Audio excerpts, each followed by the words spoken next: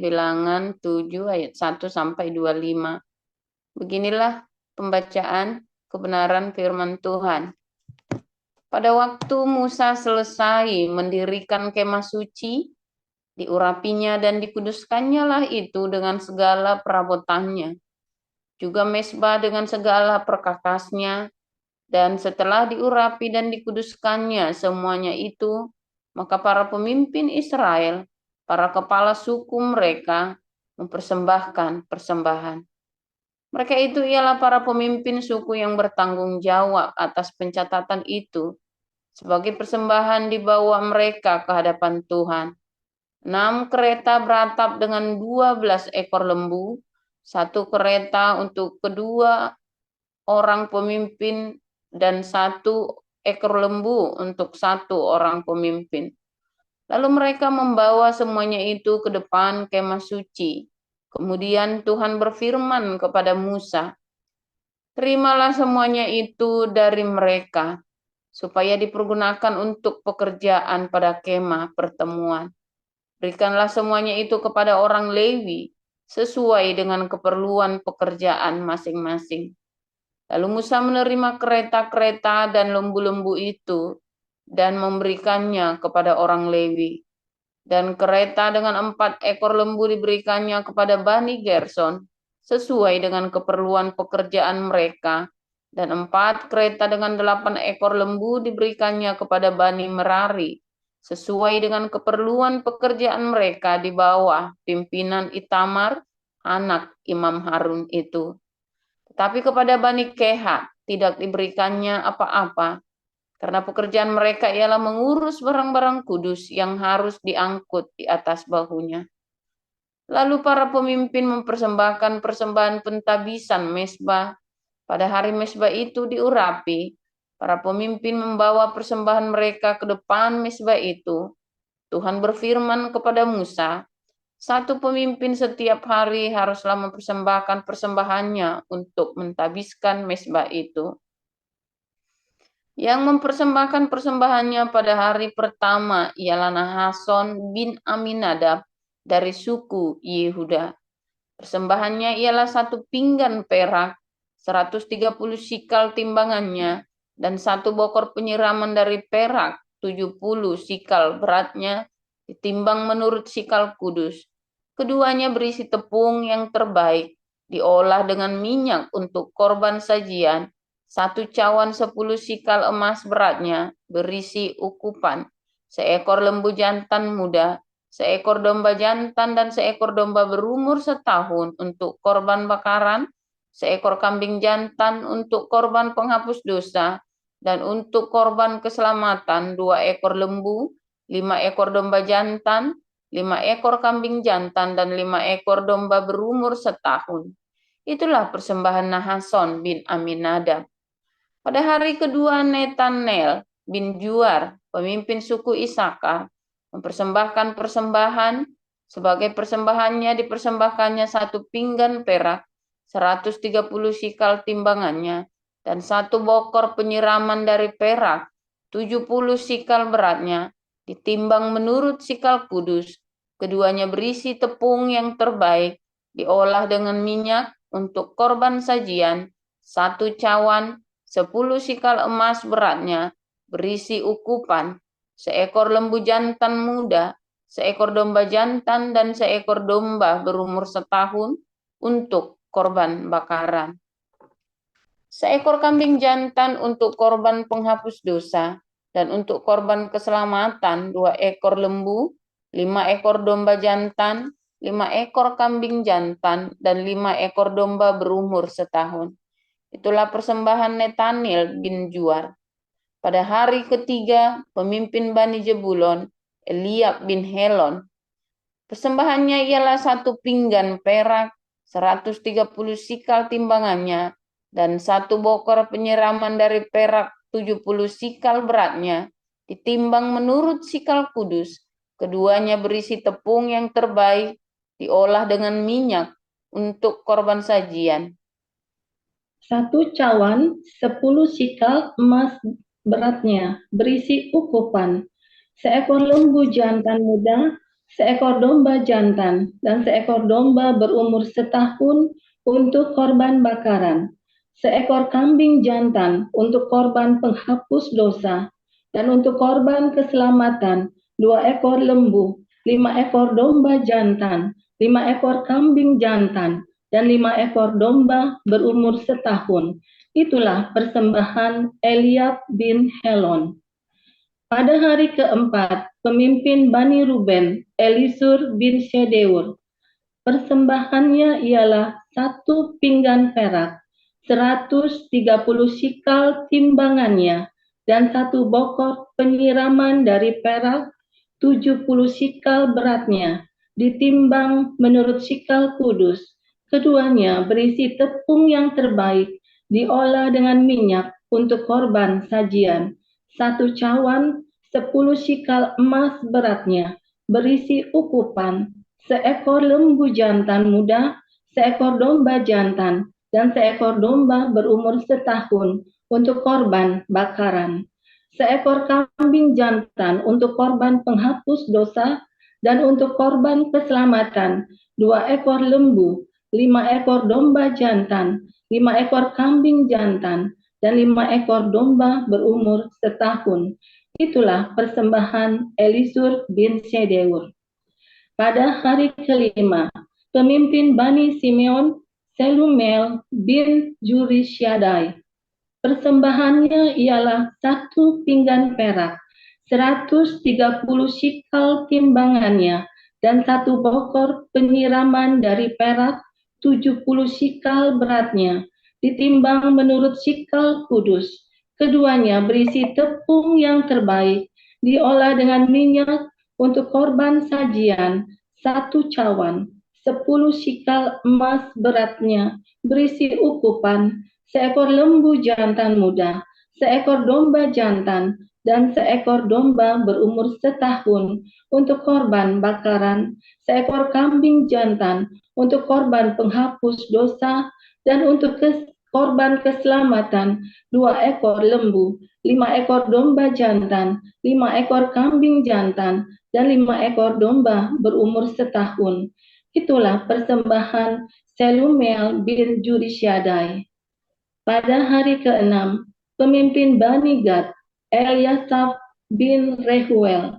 Persembahannya ialah 1 pinggan perak, 130 sikal timbangannya, dan 1 bokor penyiraman dari perak, 70 sikal beratnya, ditimbang menurut sikal kudus. Keduanya berisi tepung yang terbaik, diolah dengan minyak untuk korban sajian. 1 cawan, 10 sikal emas beratnya, berisi ukupan, seekor lembu jantan muda, seekor domba jantan, dan seekor domba berumur setahun untuk korban bakaran, seekor kambing jantan untuk korban penghapus dosa, dan untuk korban keselamatan 2 ekor lembu, 5 ekor domba jantan, 5 ekor kambing jantan, dan 5 ekor domba berumur setahun. Itulah persembahan Eliasaf bin Rehuel. Pada hari ketujuh, pemimpin Bani Efraim, Elisama bin Amihud. Persembahannya ialah 1 pinggan perak, 130 sikal timbangannya, dan 1 bokor penyiraman dari perak, 70 sikal beratnya, ditimbang menurut sikal kudus. Keduanya berisi tepung yang terbaik, diolah dengan minyak untuk korban sajian. 1 cawan, 10 sikal emas beratnya, berisi ukupan, seekor lembu jantan muda, seekor domba jantan, dan seekor domba berumur setahun untuk korban bakaran, seekor kambing jantan untuk korban penghapus dosa, dan untuk korban keselamatan 2 ekor lembu, 5 ekor domba jantan, 5 ekor kambing jantan, dan 5 ekor domba berumur setahun. Itulah persembahan Elisama bin Amihud. Pada hari ke-8, pemimpin Bani Manasye, Gamaliel bin Pedasur. Persembahannya ialah 1 pinggan perak, 130 sikal timbangannya, dan 1 bokor penyiraman dari perak, 70 shikal beratnya, ditimbang menurut shikal kudus. Keduanya berisi tepung yang terbaik, diolah dengan minyak untuk korban sajian, 1 cawan, 10 shikal emas beratnya, berisi ukupan, seekor lembu jantan muda, seekor domba jantan, dan seekor domba berumur setahun untuk korban bakaran, seekor kambing jantan untuk korban penghapus dosa, dan untuk korban keselamatan, 2 ekor lembu, 5 ekor domba jantan, 5 ekor kambing jantan, dan 5 ekor domba berumur setahun. Itulah persembahan Gamaliel bin Pedasur. Pada hari ke-9, pemimpin Bani Benyamin, Abidan bin Gideoni, persembahannya ialah 1 pinggan perak, 130 shikal timbangannya, dan 1 bokor penyiraman dari perak, 70 shikal beratnya, ditimbang menurut shikal kudus. Keduanya berisi tepung yang terbaik, diolah dengan minyak untuk korban sajian. 1 cawan 10 shikal emas beratnya berisi ukupan. Seekor lembu jantan muda, seekor domba jantan, dan seekor domba berumur setahun untuk korban bakaran. Seekor kambing jantan untuk korban penghapus dosa. Dan untuk korban keselamatan, 2 ekor lembu, 5 ekor domba jantan, 5 ekor kambing jantan, dan 5 ekor domba berumur setahun. Itulah persembahan Abidan bin Gideoni. Pada hari ke-10, pemimpin Bani Dan, Ahiezer bin Amisyaddai. Persembahannya ialah 1 pinggan perak, 130 shikal timbangannya, dan 1 bokor penyiraman dari perak, 70 shikal beratnya, ditimbang menurut shikal kudus. Keduanya berisi tepung yang terbaik, diolah dengan minyak untuk korban sajian. 1 cawan 10 shikal emas beratnya, berisi ukupan. Seekor lembu jantan muda, seekor domba jantan, dan seekor domba berumur setahun untuk korban bakaran. Seekor kambing jantan untuk korban penghapus dosa, dan untuk korban keselamatan, 2 ekor lembu, 5 ekor domba jantan, 5 ekor kambing jantan, dan 5 ekor domba berumur setahun. Itulah persembahan Ahiezer bin Amisyaddai. Pada hari ke-11, pemimpin Bani Asher, Pagiel bin Okran. Persembahannya ialah 1 pinggan perak, 130 shikal timbangannya, dan 1 bokor penyiraman dari perak, 70 shikal beratnya, ditimbang menurut shikal kudus. Keduanya berisi tepung yang terbaik, diolah dengan minyak untuk korban sajian. 1 cawan 10 shikal beratnya berisi ukupan. Seekor lembu jantan muda, seekor domba jantan, dan seekor domba berumur setahun untuk korban bakaran. Seekor kambing jantan untuk korban penghapus dosa, dan untuk korban keselamatan, 2 ekor lembu, 5 ekor domba jantan, 5 ekor kambing jantan, dan 5 ekor domba berumur setahun. Itulah persembahan Pagiel bin Okran. Pada hari ke-12, pemimpin Bani Naftali, Ahira bin Enan. Persembahannya ialah 1 pinggan perak, 130 shikal timbangannya, dan 1 bokor penyiraman dari perak, 70 shikal beratnya, ditimbang menurut shikal kudus. Keduanya berisi tepung yang terbaik, diolah dengan minyak untuk korban sajian. 1 cawan 10 shikal emas beratnya berisi ukupan. Seekor lembu jantan muda, seekor domba jantan, dan seekor domba berumur setahun untuk korban bakaran. Seekor kambing jantan untuk korban penghapus dosa, Dan untuk korban keselamatan, 2 ekor lembu, 5 ekor domba jantan, 5 ekor kambing jantan, dan 5 ekor domba berumur setahun. Itulah persembahan Ahira bin Enan.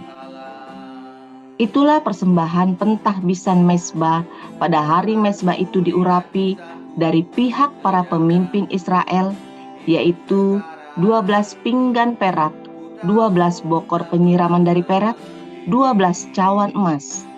Beratnya tiap-tiap pinggan adalah 130 sikal perak, dan beratnya tiap-tiap bokor penyiraman adalah 70 sikal.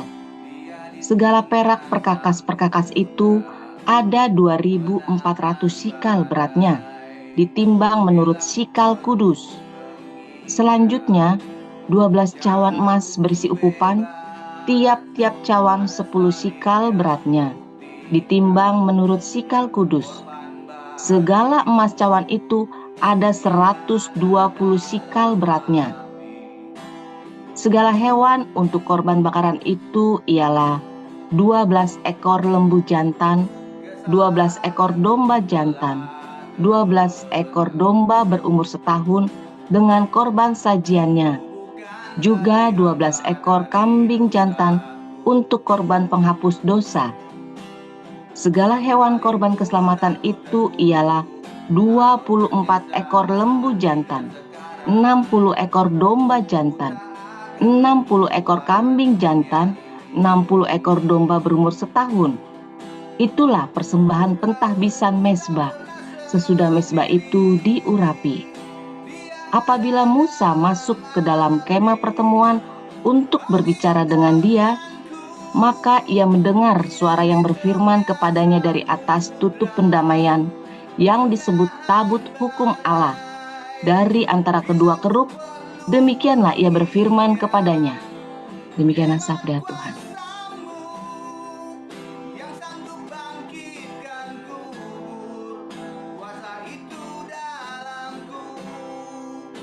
Wahyu 4 ayat 1 sampai 11.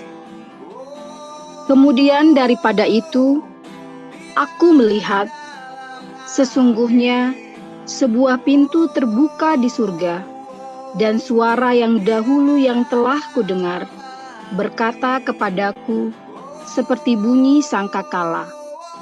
Katanya, naiklah kemari, dan aku akan menunjukkan kepadamu apa yang harus terjadi sesudah ini. Segera aku dikuasai oleh Roh, dan lihatlah, sebuah tahta terdiri di sorga, dan di tahta itu duduk seorang. Dan dia yang duduk di tahta itu nampaknya bagaikan permata yaspis dan permata sardis, dan suatu pelangi melingkungi tahta itu, gilang gemilang bagaikan zamrud rupanya. Dan sekeliling tahta itu ada 24 tahta, dan di tahta-tahta itu duduk 24 tua-tua yang memakai pakaian putih, dan mahkota emas di kepala mereka. Dan dari tahta itu keluar kilat dan bunyi guruh yang menderu, dan 7 obor menyala-nyala di hadapan tahta itu. Itulah ketujuh roh Allah. Dan di hadapan tahta itu ada lautan kaca bagaikan kristal di tengah-tengah tahta itu, dan di sekelilingnya ada 4 makhluk penuh dengan mata di sebelah muka dan di sebelah belakang. Adapun makhluk yang pertama sama seperti singa, dan makhluk yang kedua sama seperti anak lembu, dan makhluk yang ketiga mempunyai muka seperti muka manusia, dan makhluk yang keempat sama seperti burung nasar yang sedang terbang. Dan keempat makhluk itu masing-masing bersayap 6, sekelilingnya dan di sebelah dalamnya penuh dengan mata, dan dengan tidak berhenti-hentinya mereka berseru siang dan malam, Kudus, kudus, kuduslah Tuhan Allah yang Maha Kuasa, yang sudah ada, dan yang ada, dan yang akan datang. Dan setiap kali makhluk-makhluk itu mempersembahkan puji-pujian dan hormat dan ucapan syukur kepada Dia yang duduk di atas tahta itu dan yang hidup sampai selama-lamanya, maka tersungkurlah ke-24 tua-tua itu di hadapan Dia yang duduk di atas tahta itu, dan mereka menyembah Dia yang hidup sampai selama-lamanya. Dan mereka melemparkan mahkotanya di hadapan tahta itu, sambil berkata, "Ya Tuhan dan Allah kami, Engkau layak menerima puji-pujian, dan hormat dan kuasa, sebab Engkau telah menciptakan segala sesuatu, dan oleh karena kehendak-Mu, semuanya itu ada dan diciptakan." Firman Tuhan selalu baru ketika kita menanti-nantikan Tuhan dengan penuh cinta, pengharapan, dan dalam kekhususan. Sehingga dia tahu apa yang sedang dinantikan. Saudara, tadi malam kita belajar ya, bahwa ternyata orang Yahudi sama dengan orang Kristen ya, bahwa bait Allah itu adalah kita. Tubuh kita ini adalah bait suci. Ya, sehingga ketika ada di dalam pentabisan bait ini, ya, kalau orang Yahudi, baik kita maupun orang Yahudi, itu dengan pembaptisan. Pembaptisan adalah pentabisan bait suci ini, saudara ya, bait suci kita, yang korban bakarannya adalah hawa nafsu dan kedagingan kita. Nah, kemudian di dalam kemah suci itu dikatakan nanti Musa masuk ke ruang Maha Kudus, dan kemudian di antara dua keruk Tuhan bicara. Ajaib ya saudara ya. Saudara ingat bahwa keruk-keruk ini ternyata di dalamnya adalah Torah yang ditulis oleh tangan Tuhan. Ya, dan kerub atau kerubim ini ya, plural. Kerubim ini adalah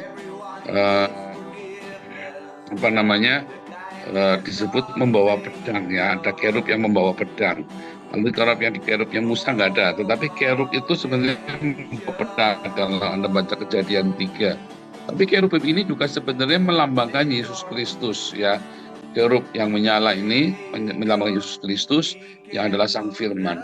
Dan kerub ini kalau ditampakkan di dalam Yesaya 10 ya, seperti muka lembu tapi juga muka anak manusia. Muka lembu atau muka anak manusia. Muka lembu itu di dalam kultur Kanaan maupun kultur Mesopotamia maupun bagi kultur Yahudi sendiri melambangkan sesuatu yang ilahi ya, lembu itu. Sehingga anak manusia ini adalah sesuatu yang ilahi, yaitu Yesus Kristus ya, atau Sang Mesias ini yang ilahi, saudara. Nah, sesuatu yang unik ya, di Tuhan Yehova bicara kepada Musa melalui dua kerub ini ya. Musa menghadap kerub, lalu di dalam dua kerub ini ada firman Tuhan keluar situ, saudara. Apa yang dimaksud firman Tuhan itu keluar? Tuhan bicara kepada Musa ya, muka dengan muka melalui kerub ini. Apa yang dimaksud, saudara? Yang dimaksud adalah kerub atau sang anak manusia atau anak lembu ya, bermuka lembu atau manusia atau anak manusia adalah firman Tuhan, saudara ya. Yesus Kristus bersabda. Kedua, logos dan rema. Ya, logos itu adalah Alkitab yang tertulis, Perjanjian Baru, Perjanjian Lama. Tetapi nggak cukup logos, saudara, ada rema. Yehova bicara kepada kita di dalam ruangan suci. Yang ruangan suci adalah lubuk hati kita, ruangan maha suci, saudara ya, lubuk hati kita. Melalui logos dan rema. Semua orang percaya harus membaca yang tertulis. Karena dalam 1 Korintus 4 ayat 6 dikatakan jangan melampaui yang tertulis. Tetapi yang tertulis ini, kalau cuma yang tertulis saja yang menjadi hukum yang mematikan, dan tidak gunanya.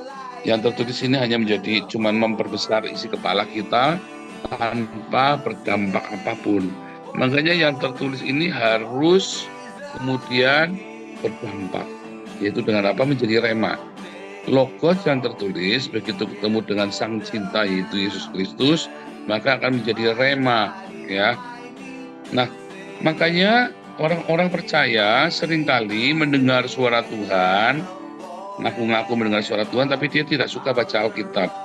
Anda harus curigai. Orang yang mendengar suara Tuhan, pasti dia banyak baca firman Tuhan. Karena suara Tuhan yang sebenarnya adalah Alkitab kita yang tertulis itulah. Yang tidak mungkin salah. Alkitab, itu adalah firman Tuhan. Ya, dan banyak orang-orang maunya membaca firman Tuhan saja, tapi tidak mau jadi rema. Yohanes 6 ayat 63 berkata, remaku adalah roh dan hidup. Makanya kalau ketika Adam ya keluar dari Eden, lalu dijagalah dengan kerub yang menyala-nyala, kerubim yang menyala ini, yang membawa logos dan rema, supaya tangannya Adam jangan menjamah buah pohon kehidupan, ya kan? Gitu ya. Jadi baik buah pengetahuan dan buah pohon kehidupan ada di Taman Eden, tapi ada logos dan rema. Tanpa Anda mengetahui logos dan rema, maka Anda tidak akan mengalami Eden lagi, saudara. Tetapi kalau Anda mau mengalami Eden lagi, makan buah pohon kehidupan, maka Anda harus hidup di dalam Tuhan Yesus, mendengarkan firman Tuhan, membaca firman Tuhan, dan mendapatkan rema dari itu. Ya, rema didapat dari cinta, ya, logos yang jadi cinta. Itulah sebabnya, saudara, kita harus selalu berdiakonia, sehingga logos itu kemudian menjadi rema. Tapi kalau kamu berhenti berdiakonia, maka logos itu tidak akan menjadi rema. Ya, entah mengapa begitu rumusnya. Yohanes 15 ya.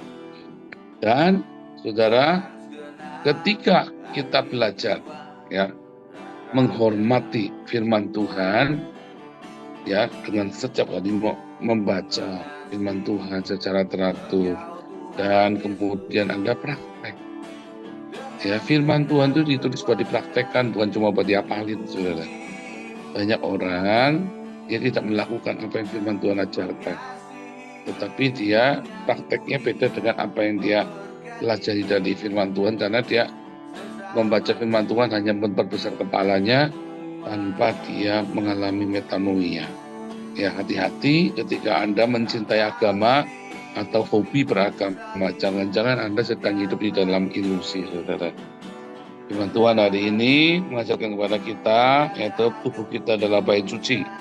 Ya, tetapi juga di dalam ruangan maha suci, yaitu relung hati kita, Tuhan bicara melalui kerubim, yaitu logos dan rema. Ya, dan ketika Tuhan Yesus berfirman bahwa remaku adalah roh dan hidup, itu yang dimaksud kita mendengar suara Tuhan. Tanpa rema kita tidak mendengar suara Tuhan, tapi tanpa logos tidak akan pernah jadi rema. Ya, jadi melalui rema itulah kita mendengar suara Tuhan, tetapi rema berasal dari logos. Artinya Anda ketika ada orang tidak baca firman Tuhan lalu dikit-dikit mendengar suara Tuhan, Anda harus curiga sama dia. Karena jangan-jangan dia adalah penjahat-penjahat nabi-nabi palsu, saudara. Ya, jadi cintailah firman Tuhan, bacalah setiap hari dan berdiakonia, renungkan firman itu dan praktekkan dalam kehidupan sehari-hari. Tiba-tiba udah jadi logosnya jadi rema tanpa Anda sadari. Dan Anda akan mendengar suara Tuhan itu secara audible, menuntun hidupmu. Seperti Tuhan menuntun hidup saya sampai ke Eropa ya, dituntun satu demi satu. Kita nggak pernah nabrak-nabrak ya, kita ngikutin alur ya semuanya. Sehingga orang-orang banyak yang belum legal di sini, kami udah legal ya di Belanda ya. Itulah karena kita ikutin aturannya dan kita hidup percaya kepada Tuhan. Yang penting kita sudah berbuat semampu kita, selanjutnya serahkan kepada Tuhan yang akan menentukan. Ya, itulah iman. Ya. Kalau Anda mendengar firman Tuhan, jangan ditunda sampai besok. Aku mau kedagingan, mau pesta pora dulu. Jangan, saudara. Ya, kalau kamu bersungguh-sungguh mengasihi Tuhan, biarlah apa adanya seperti itu. Ya, tanpa kamu harus memoles-moles sok agamawi, ritual-ritual. Kalau kamu sungguh percaya Tuhan, biarlah sang cinta itu menguasai hidupmu, sehingga logos menjadi rema, dan kamu akan dituntun oleh Tuhan setiap hari, saudara. Dalam kehidupanmu praktis setiap hari dituntun oleh Tuhan. Ya, Tuhan Yesus memberkati.